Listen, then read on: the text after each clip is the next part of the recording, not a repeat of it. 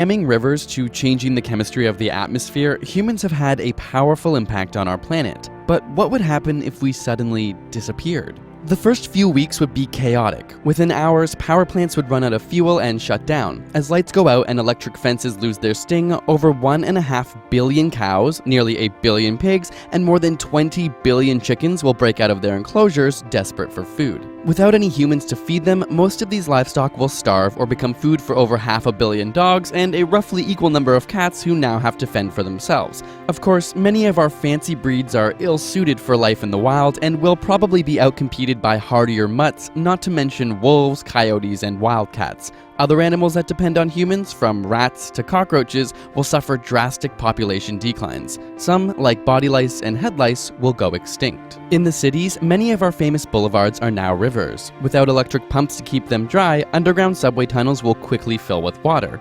Other streets will be overtaken with weeds and vines, followed by larger plants and trees. But before that happens, most cities will be wiped out by fire. Modern houses, especially in the suburbs, are still largely made of timber. With no firefighters around, a single lightning strike is all it takes to start a fire that could burn whole subdivisions to the ground.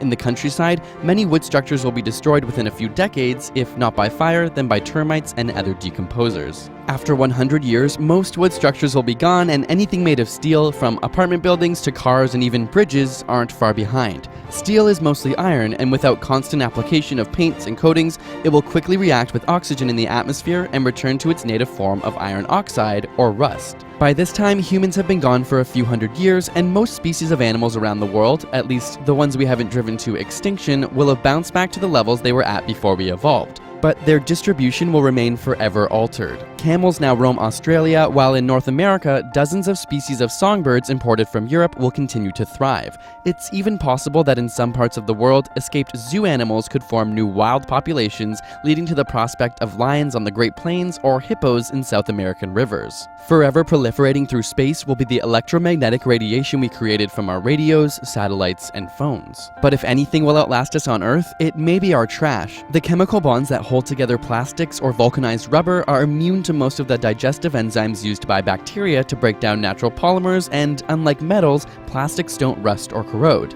These microplastics escape into waterways or drift along in the ocean and are eventually deposited in sediments. Hundreds of millions of years from now, alien geologists from outer space may be surprised to find sedimentary rocks full of tiny carbon-based particles that were once part of rubber tires or plastic bags. Of course, whether something survives depends greatly on the conditions. Everything will last much longer in deserts where there's no moisture to speed up rusting or support decomposing organisms. And while the carbon cycle will return CO2 levels to equilibrium after a few thousand years, local deposits of long-lived organic chemicals or radioactive material could persist for a very, very long time. It's hard to know what alien paleontologists of the future will make of us, how they'll explain our love of plastic, or the fact that within a geological eye blink we exploded out of Africa to colonize virtually every inhabitable space on Earth.